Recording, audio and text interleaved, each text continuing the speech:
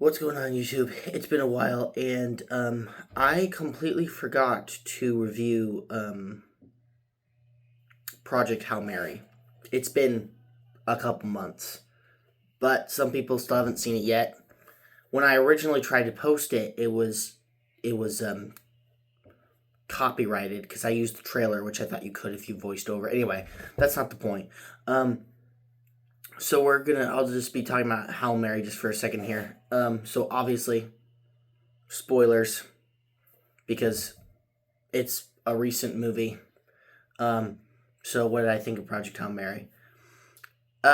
Just so you know, guys, I don't use a script, and I haven't seen this movie in like 3 months, so I'm gonna get things wrong, but I'm gonna try here.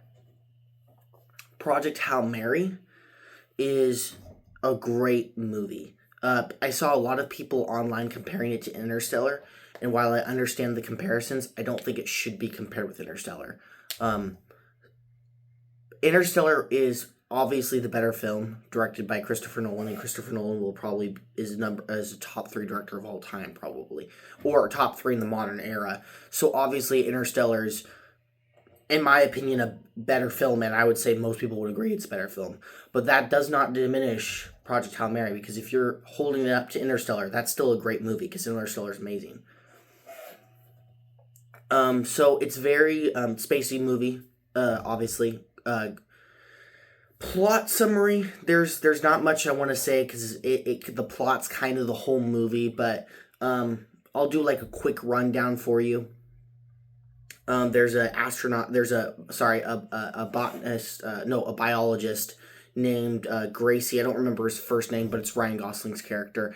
And he's working at an elementary school, but he was fired from NASA for calling his supervisors or his people in charge names, and so like he was a troublemaker. But they call him back because something is there's a line from Venus to the sun that it's feeding off the sun's energy, and they need to figure out what it is and how to stop it, because they realize other stars are also dying because of this weird line connection to the stars. And so they figure I don't remember the name of the line, I don't remember the name of the things they call them, but so they figure out what they are, and that they're attracted to ultraviolet light. And so after they continue to science, and it's just science nonsense for like 20 minutes, they decide that the only way to save the planet, because the next 30 years temperatures would have dropped where freezing, famine, death, and so they're going to send a small crew of astronauts to the one star that does not look like to be infected by this line, and it's the only one. And so him, this Russian lady, and this the captain, they go and they board and they go off. When he wakes up, where the beginning of the movie starts, he wakes up, and the Russian lady and I think his name, I don't remember the captain's names. It was a guy from China, a woman from Russia, and a guy from the United States. That was the team, like the countries uniting. So Gracie's the only one left. The other two have died. He gets to the star, and he notices he gets closer to the star, but not there fully yet. And he notices that when he's looking at the line, there's something in between. There's like this weird shape, and so he like moves closer to investigate, and it turns out it's a weird spaceship.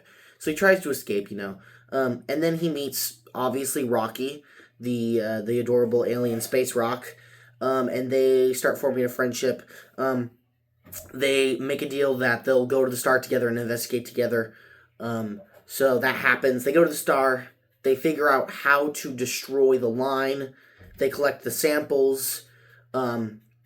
Gracie sends them to Earth, and instead of going back to Earth, he decides to live with Rocky on his planet.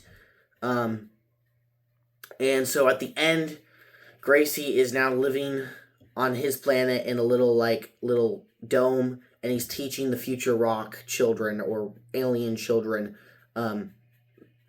science and all that. And that's where the movie ends. That was a very brief rundown. but still, really, really great film.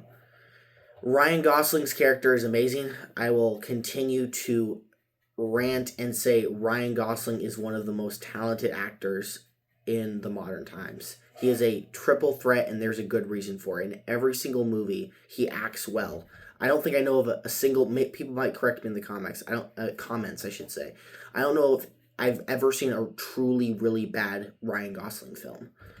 Barbie was close, but Ryan Gosling made Barbie, and he also won an Oscar for Barbie. The only one who did, or an Emmy. I don't remember which one it was. So again, he comes out with another banger performance. It's Ryan Gosling. Obviously, he was gonna do it. Rocky, best part of the movie. Funny, great. The actor did well. He was written well. Him and Gracie's bond is true. It's really genuine. It's really great to see on screen. Half the movie is them getting to, like, more than half is just them getting to know each other, becoming bros, hanging out. Like, and by the time they've spent so much time together, Rocky is willing to sacrifice his life to save Gracie. There's just that level of, like, you see it happening in the movie, and they do a good job building that foundation, that relationship to get to that point. So I really enjoyed Rocky and Gracie together.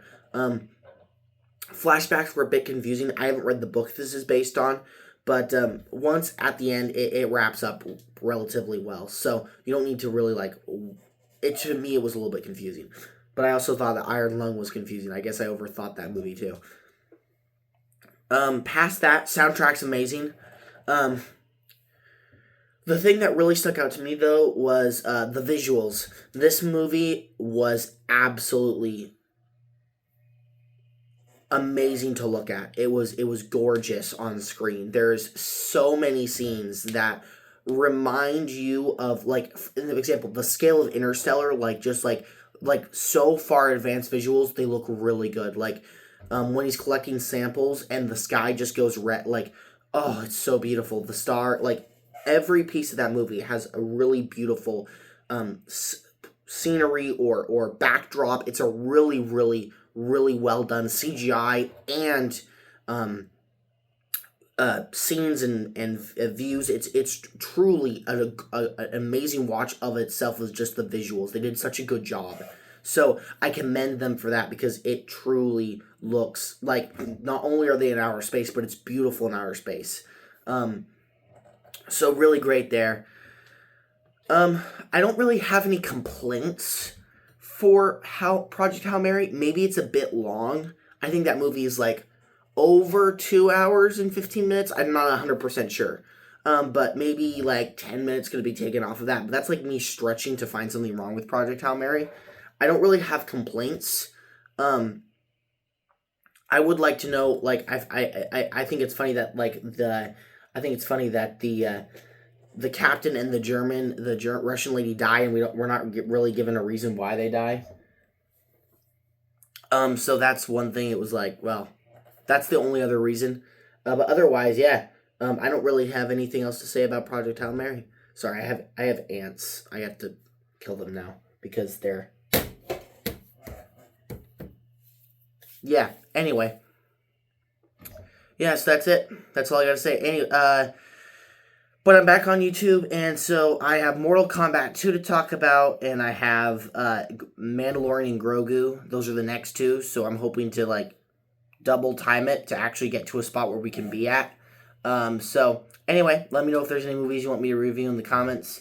This video was, like, really abrupt, so I might have missed some things in here. Sorry. But the rant's shorter today, only 9 minutes long, so, you know.